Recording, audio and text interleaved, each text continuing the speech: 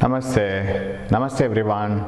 Welcome to second PC physics class. We were studying about atoms. In the last class we derived equations for radius, energy and velocity. Remember? So today we will recap it once and we will move on to the wavelength of light emitted when the electron jumps from one orbit to another. But we will recap all the formulas, right? Namaste. Hope you are doing well. So we have completed many chapters now. You see, we have started from ray optics and we have completed the wave optics, very important chapter, and it's not so easy to understand. Once you get the concept in wave optics, what is path difference, phase difference, and once you keep moving, then it goes very fast. We studied polarization in that chapter and we completed dual nature. Of course, that is not a very tough chapter, but very important again. Now we are coming to atoms, and two more chapters we have in this part, modern physics, next part 2. That is, one is nuclei and another is semiconductors. Very easy chapters and very small chapters. If you compare it to the other part, they are very, very easy and very small. Okay, so shall we recap all the formulas related to radius of the electron and velocity, energy and all. Okay, take a pen and paper, don't waste the time. With the pen and paper, whatever I say, you just keep on writing. So see the mobile as less as possible. Write it because you can listen whatever I say. Okay, what did we study? According to Niels Bohr, right? An electron revolves around the nucleus in only non-radiating orbits. Non-radiating orbits are those where the electrons keep on revolving and they don't lose any energy. If they happen to lose energy, they go to another non-radiating orbit.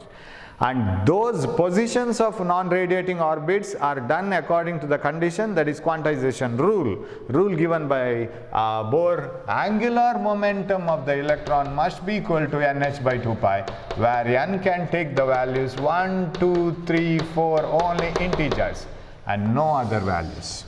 It cannot have any other value other than integers. And this is not given by Rutherford. This was given by only Bohr, right? Now, another condition given by him, that is centripetal force mv squared by r is given by the electrostatic force of attraction between positively charged nucleus, negatively charged electron, but we are writing only magnitude because since the electron is negatively charged, it is attracted towards the nucleus, so it is in the direction of centripetal force. So direction of this force and direction of centripetal force are same. So this is r squared, 1 by 4 pi epsilon naught q1 q2 by r squared. That is the electrostatic force between two charged particles. Okay, so from this equation, and we will have a small diagram. I think you can see it here. If I draw this here, yeah, or I will draw it here. This is better. So a nucleus of atomic number Z, but we are applying it only for hydrogen. You know it because Bohr applied all his theory to the hydrogen atom. Ze, and here is electron. So actually this is 1e, right? Not Ze, but I will take Z.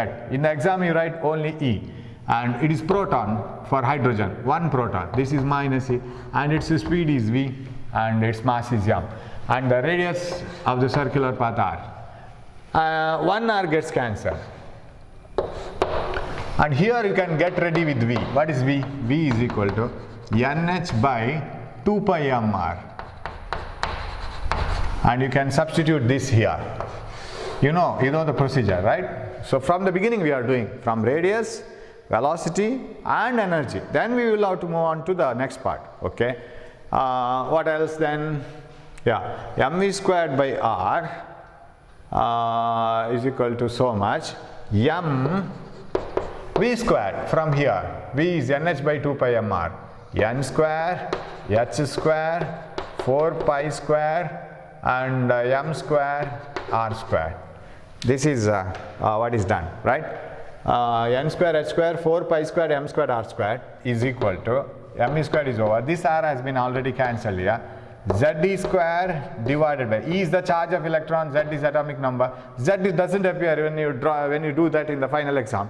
But now I retained, because if you want to know where Z is, you have to retain it for the entrance exam for 4 pi epsilon naught r. But we want the expression for r, so I will bring r here, rest of the things to the right hand side. What is the radius of the electron? Z square into 4 pi squared m squared r squared divided by m n square h square. What else? Nothing else. Everything is perfect now. 4 pi epsilon naught r. 4 pi epsilon naught r. Because r comes here, remaining things here. So 1 m gets cancelled, remains here. 1 4 pi, 4 gets cancelled, 1 pi remains here. And what is the remaining thing? Pi was 1.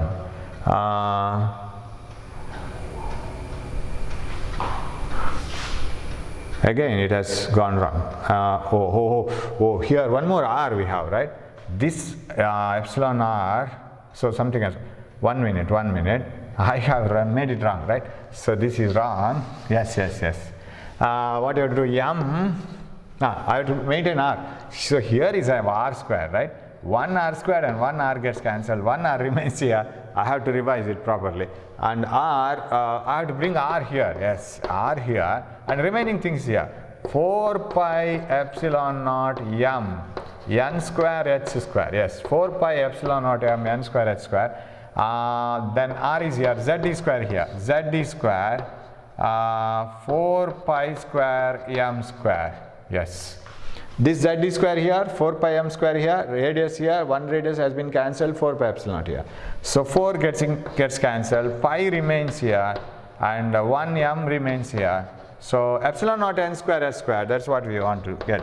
Epsilon naught n square h square divided by pi m z e square. Correct? Pi m z e square. Z, where is e square? Z e square, yes. This z e square should come here, right? So epsilon naught n square h square divided by pi m z e square. So this is the radius of the circular path, and you know that radius is directly proportional to n square.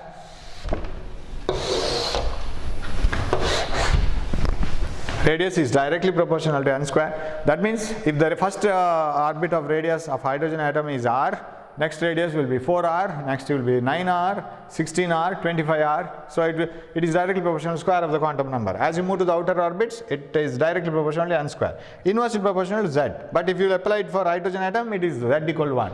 So when Bohr applied this to the hydrogen atom, he got the answer as A naught. R is taken as A naught. Substitute all these values, 0.53 angstroms. Right? So that is the radius of the first orbit of hydrogen atom. What is the radius of the second orbit? Into 4. Because 2 square. Earlier you have substituted it as 1 square. Okay. Then I want velocity. How do you get velocity? Substitute the formula for r in the velocity equation. V is equal to nh by 2 pi m r. What is radius? Radius is this one. Epsilon naught n square h square divided by pi m z e square. Correct? Epsilon naught n square h square pi m z e square. No z in the exam, right? What is V? V is equal to 1n getting cancelled and 1h getting cancelled. 1 pi completely cancelled. M completely cancelled.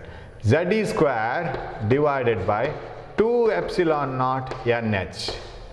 This is the velocity equation. And velocity is inversely proportional to n. That means as the electron moves to the outer and outer orbits, its speed goes on decreasing and it becomes more and more free. If it goes to the most outer orbit, that means just out of the material, then its speed will be 0. Kinetic energy is 0. So it is, that means n is equal to infinity, the last energy value or the last orbit. Okay, velocity over energy. How do you analyze the energy? Electron revolving around the nucleus has got two energies, kinetic energy as well as potential energy. Potential energy is negative because it is bound to the nucleus, whereas kinetic energy is positive, it is moving. So if you want to know the total energy of the electron revolving around the nucleus, it is potential plus kinetic. Now how do you write potential energy? 1 by 4 pi epsilon naught q1 q2 by r only, no r squared for potential energy. You will those who have not studied it, you are going to study it, because if the lockdown continues like this, definitely we can complete the second part. Within a few days, 15 days, you can complete the second part, no problem. And the remaining part, that is the first which is very important, but there we can't run like this now. We can finish some chapters there also.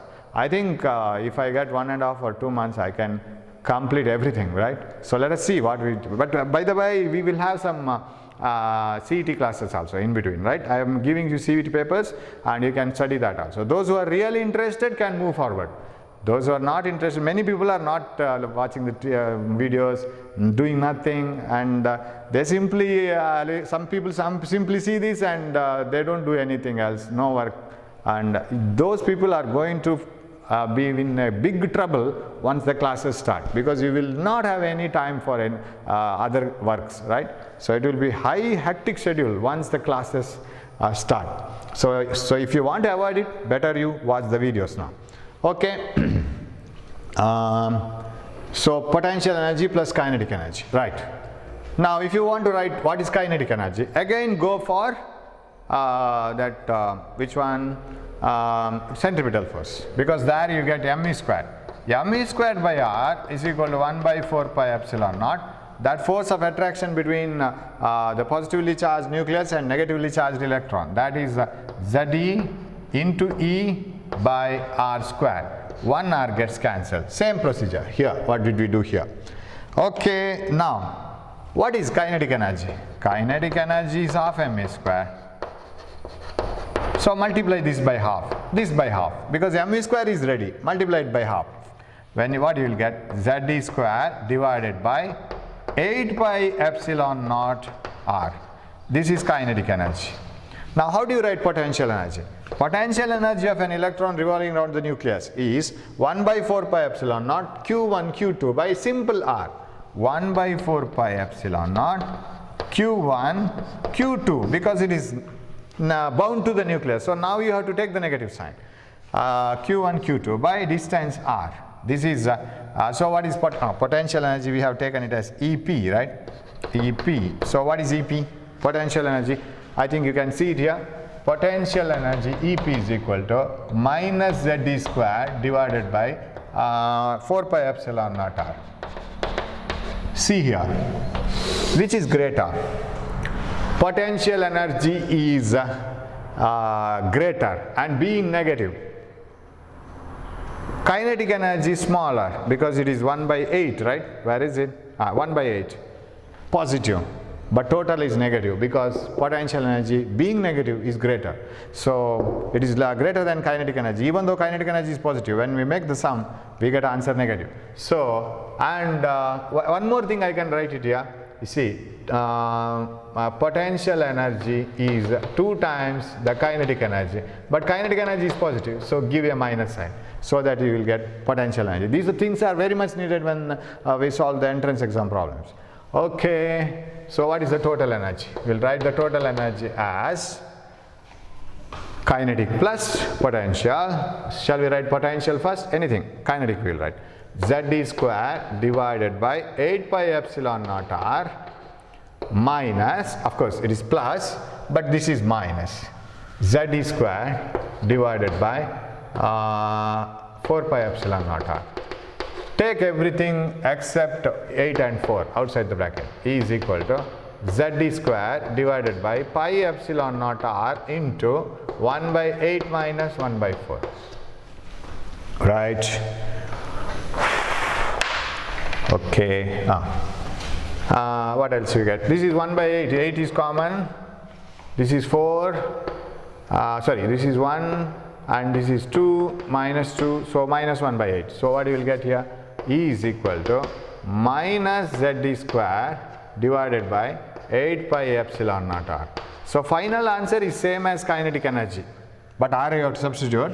Final answer is same as kinetic energy, but the thing is it is negative. It is, I have given yesterday one example, minus 100 plus 50 is equal to minus 50. Answer. This is same as this one but with negative sign. Okay, so substitute for r. E is equal to minus z square divided by 8 pi epsilon naught r. What is r? Epsilon naught n square s square pi m z square. So this is what you have to do while studying for the exam. You have to study all the derivations at once. Because when you study the derivation for radius, if you are very good in deriving radius, when you study energy, you will forget the radius. So you must be able to put everything in a single paper. Radius, velocity, energy and wave number. Next one. Okay, wave number is easy, no problem. You must know the equation for energy, that's all. So r is over here. What are the things which will get cancelled? Pi gets cancelled. Okay, then nothing, right? So minus z square e to the power 4. So total energy is minus z square e to the power 4 m. Z square e to the power 4 m divided by 8 epsilon naught square n square h square. This is the equation for energy of the electron any nth orbit, because it is inversely proportional to n square. Bohr used this formula and applied it for hydrogen atom, and he found that the energy of the electron, he got the answer for energy of the electron. And let me rub this now. Okay, I will clean the board and then we will continue. So he got the energy of the electron in the first orbit of hydrogen atom and he put it in electron volt form, and it was found to be something like energy of the electron in the first orbit of hydrogen atom, what you call ground state. By putting n equal to 1 and z equal to 1, it is minus 13.6 eV, right? This is the energy. Now what is the energy in the second energy level? Minus 13.6 eV. Everything is same except n is equal to 2 square by 4, that is minus 3.4. So energy in the second energy state, minus 13.6 divided by 4, 2 square, minus 3.4 electron volt. In the third energy level, it is minus 13.6 divided by 9, that is the minus 1.51, something like this, electron volt. So like this way it goes on. And his explanation, any electron in the non-radiating orbit doesn't radiate an energy, and if it emits energy, it doesn't continue that, it goes to the next energy state. And the difference in the energy is emitted in the form of electromagnetic radiation, right? And suppose it is an electromagnetic radiation, how can you explain the electromagnetic spectrum emitted by hydrogen using Bohr's theory? Bohr successfully explained the electromagnetic spectrum of hydrogen. What do you mean by electromagnetic spectrum of hydrogen? You have to take hydrogen in a narrow tube like this and apply 2 electrodes and connect a small coil here, heat the coil, coil emits electron. That is what is called thermionic emission. And these electrons were, so you have to have a coil here, sorry, not here, because electron has to be repelled by the negative of the battery and attracted towards the positive of the battery. So if a coil is heated here, coil gets heated and it emits electrons, and those electrons are made to pass through the hydrogen gas. So this is hydrogen. Hydrogen is taken in a small tube in low pressures, and electron is made to move through the hydrogen by heating a coil. And when the electron moves through the hydrogen, these electrons will go and hit the hydrogen atoms. And when the electron hits the hydrogen atom, electron loses kinetic energy. Electron in the hydrogen atom, a small electron, right? It absorbs the kinetic energy of these electrons, gains the energy, goes to the higher energy state, and after some time it comes back. When it comes back, it emits energy in the form of radiation. And that radiation coming out of this tube by the different electrons when they undergo transition from higher energy level to the lower energy level. For example, if an electron is found in the ground state, minus 13.6 electron volt, that means innermost orbit, right? And if this electron is simply revolving around this nucleus here, its energy is minus 13.6. Suppose when I heat this coil and make the electron to move, suppose that electron gains an energy of 10.4 electron volt, and by absorbing that by having the kinetic energy of 10.4 electron volt, that electron hits the hydrogen atom. Hydrogen atom absorbs that energy. And electron inside the hydrogen atom, now it is excited. It has more energy. It goes to the next energy state. So it goes to the next energy level. Say next energy level has an energy of minus 3.4 electron volt. It has gained energy, gone to this level, now it starts revolving here. But remember, always higher energy state is not stable. Electrons don't try to remain in the higher energy state for a longer time.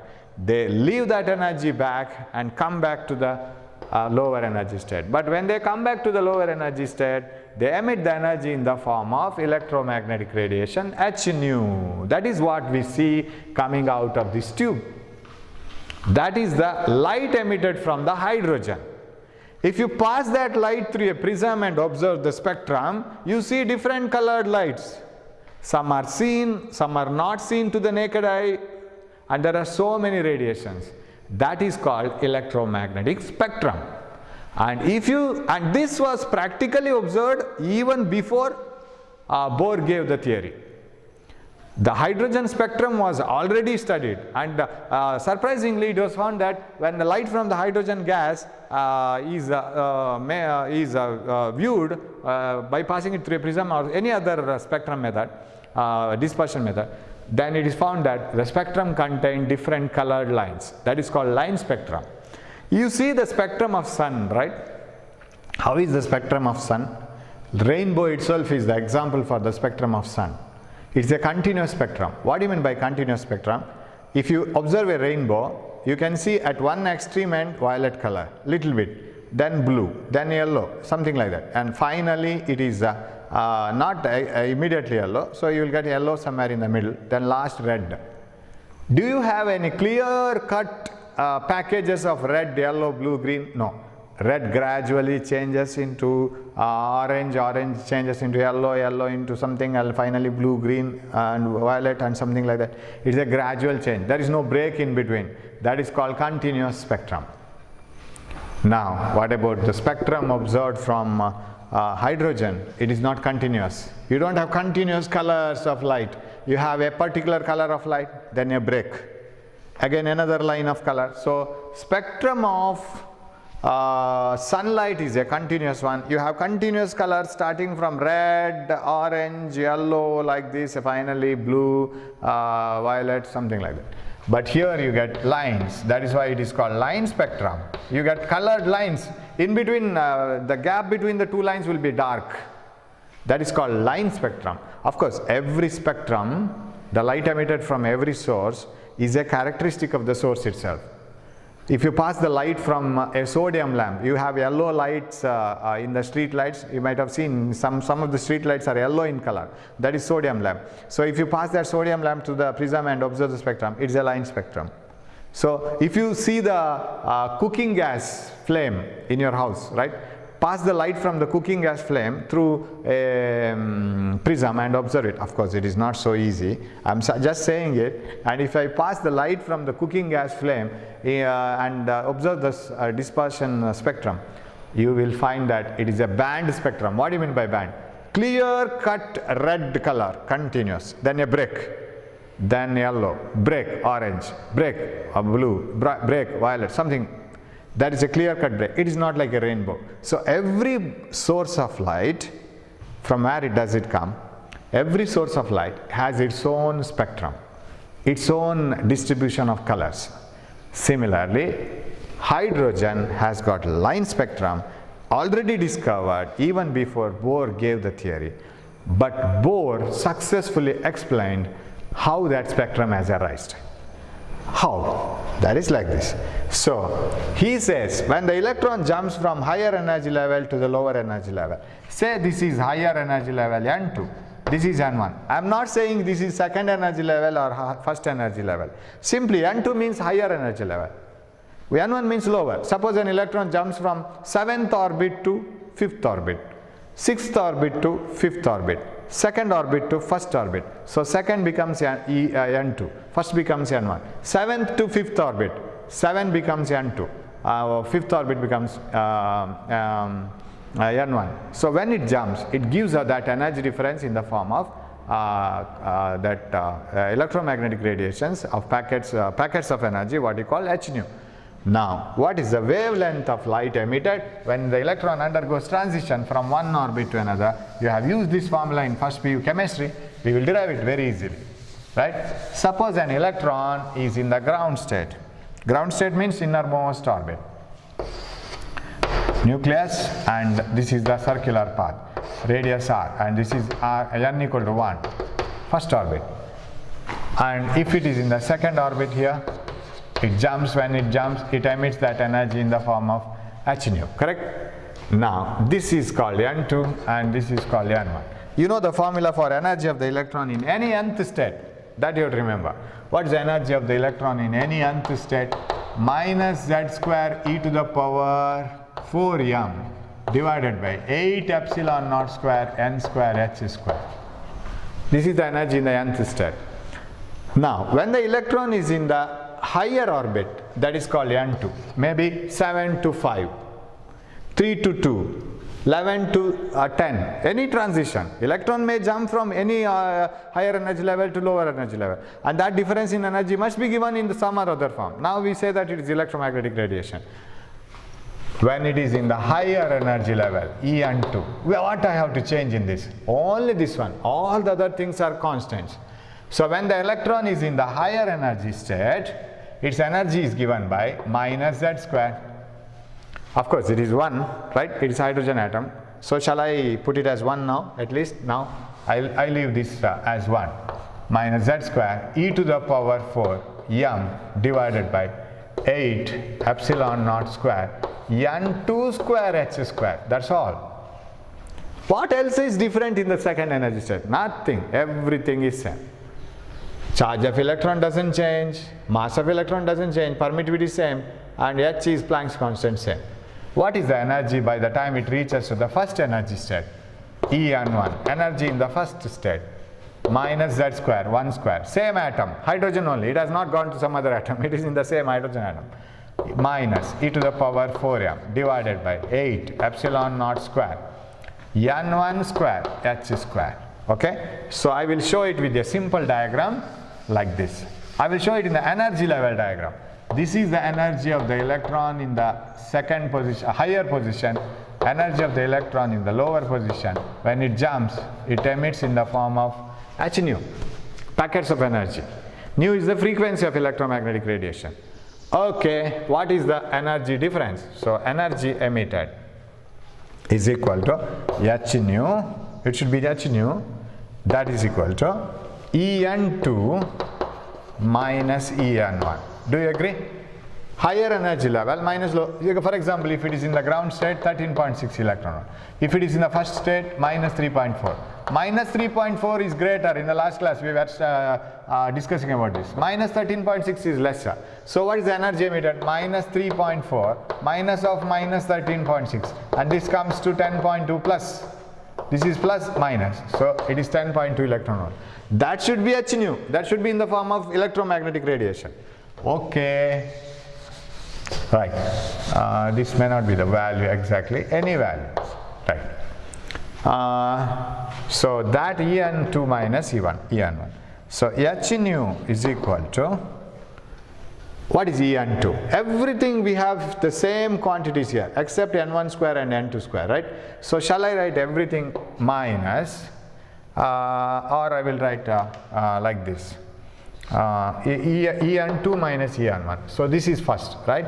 Okay, minus I'll write e to the power 4m divided by 8 epsilon naught square h square. This is over, this is over. 1 by n2 square minus, in this, minus everything is taken outside, 1 by n1 square. Correct? All the common terms, here 1 by n2 square. Minus I have taken outside. Minus this one, 1 by n square. Now take this minus inside. What is h nu? H nu is equal to, hope you are following, right? H nu is equal to, take the minus sign inside, e to the power 4m divided by 8 epsilon naught square h square into, when I take minus here, 1 by n2 square becomes minus, this becomes plus. So shall I reverse it? 1 by n1 square minus 1 by n2 square, correct? it is reversed, minus this one, this plus. Now you see h nu is equal to, nu I will write, frequency of electromagnetic radiation emitted. What is the frequency of radiation emitted when the electron jumps from higher energy level to the lower energy level?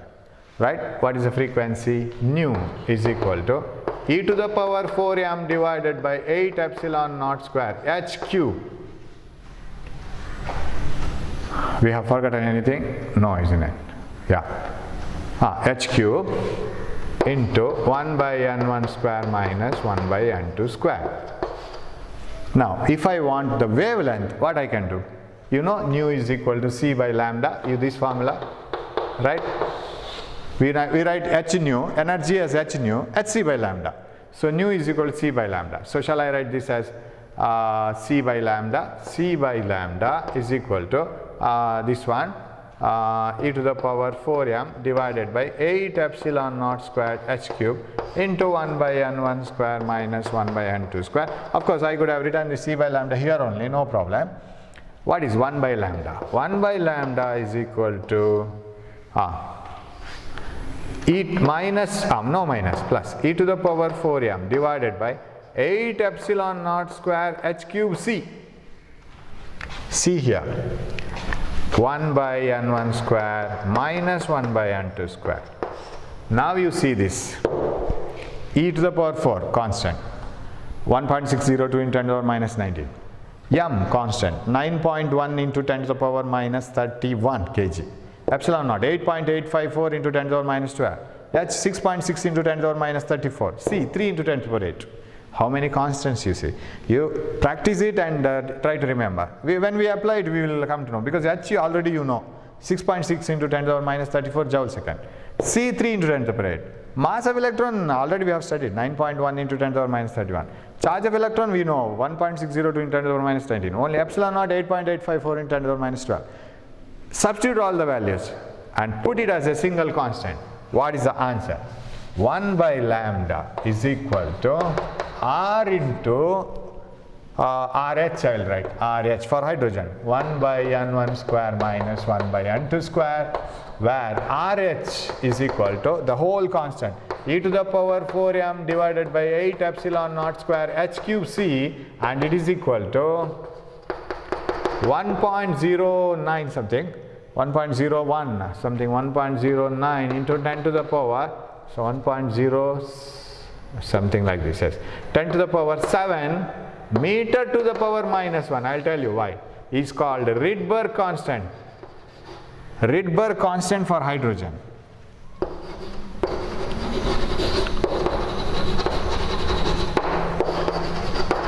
Sir, why hydrogen? Because Z is treated as 1. If Z is 2, then where did we lose Z? Where did we leave Z? Here. If Z was, because it comes in the numerator only, always. So if Z is 2, it would have been 4 times more, because Z square we have. That is put as 1 square. So this formula, remember this one? You have used in chemistry, right? So Rydberg, the wavelength of the radiation emitted when the electron jumps from one of the higher orbits to the lower orbit is 1 by lambda is equal to RH, Rydberg constant for hydrogen, into 1 by n1 square minus 1 by n2 square. This is a very, very important formula. Using this formula, Bohr was able to explain all the electromagnetic spectrum, or the electromagnetic spectrum of hydrogen gas. As if I told in that case, when hydrogen is taken in a tube and when the electron is made to pass, an energy is supplied to the atom, it emits some energy in the form of light, that atom, and when the hydrogen atom emits the light and the energy in the form of electromagnetic radiation, that is studied. And how do you get different colored lines and what is their wavelength? Formula is given by Bohr. And when the different values are substituted in the formula and they are calculated, and the wavelength obtained using Bohr's formulas and the wavelength calculated using practical observation were found to be true. And again, Bohr's theory was found to be successful. because it could explain what practically is seen. Practically seen thing is the spectrum of hydrogen. That is true. It is explained successfully. How? We will see a little bit of that. Now, shall I take that formula? Hope you have understood this. This is another derivation. Radius derivation, energy derivation, wave number. That 1 by lambda is called wave number. What do you mean by wave number? Now you will come to know, all the things what you have studied in first PhD will come here also. That different spectrum of hydrogen atom, right? Spectral series. 1 by lambda is called nu bar, not frequency. It is called wave number. Wave number. Okay, I'll write completely. Is equal to RH, Rydberg constant for hydrogen, 1 by N1 square minus 1 by N2 square. That is the formula. Now, the formula RH value, that is Rydberg constant for hydrogen, is 1.09 into 10 to the power 7 meter to the power minus 1. Why? Because it is 1 by lambda. Left hand side, right hand side, dimensionally must be correct. Here N1 and N2 don't have any dimensions. What are N1 and N2? N1 and N2 are the simple numbers which will tell you whether the electron is in the first orbit, second orbit, quantum numbers. NH by 2 pi.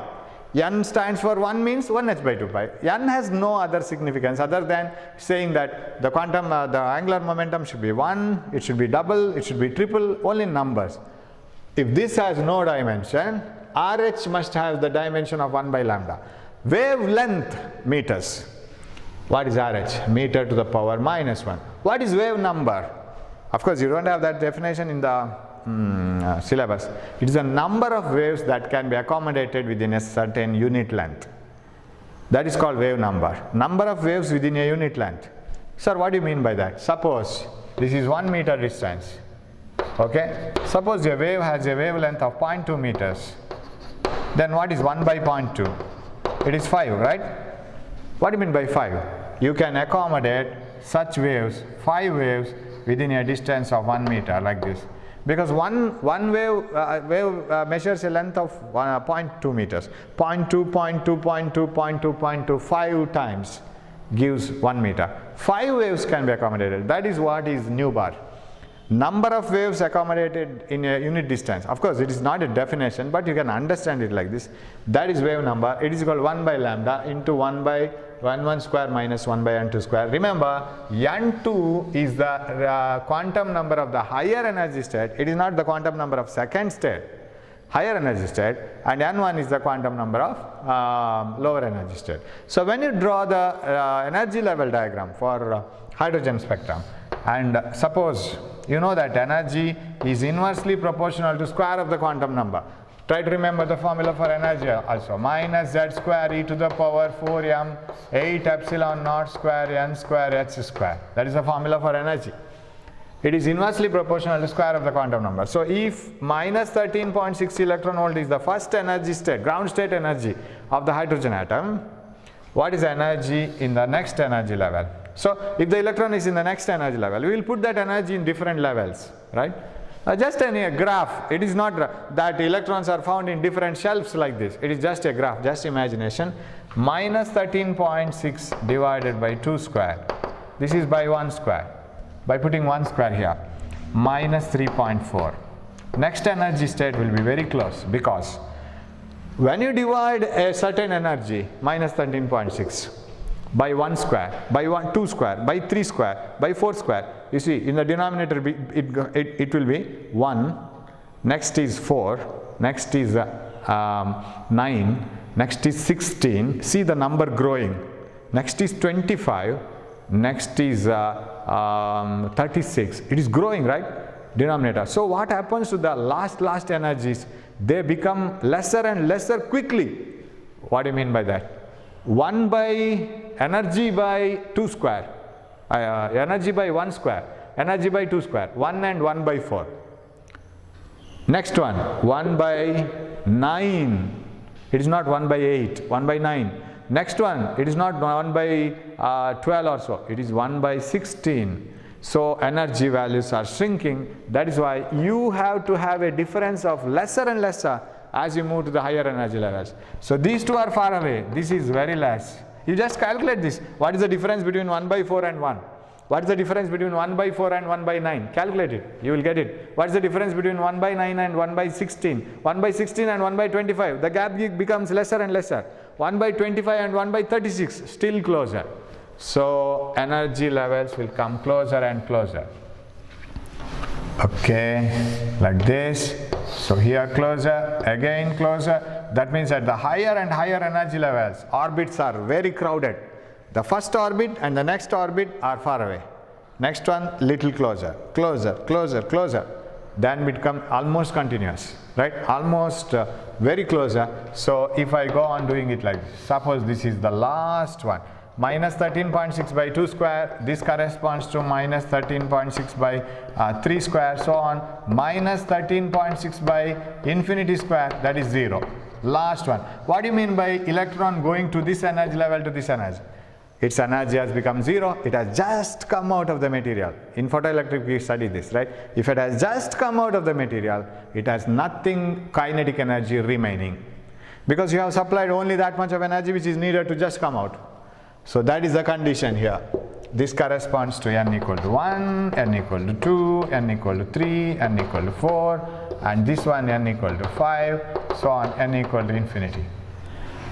This, putting all the electrons in the different energy levels like this, Bohr was able to explain how the spectrum is seen practically, and how can my theory explain, Bohr's theory can explain clearly the different spectral series. That we will see it in the next class. Hope you will read all these things. Derivations are very, very important. Definitely you will get a derivation in the exam or a problem, very simple problem from this chapter. And even for entrance exam, you will have simple questions, not very tough. So hope you will study all of them. So try to study the derivations before coming to the next class. We will meet in the next class with the hydrogen spectrum explanation given by Bohr, and that almost completes all the chapter of atoms, right? It's a very simple chapter. Okay, we will meet in the next class with the Bohr's explanation on hydrogen spectrum. Till then, take care of yourself and keep studying. Don't waste the time. Thanks for watching my class. Thank you. Subscribe my videos, right? Channel. Thank you.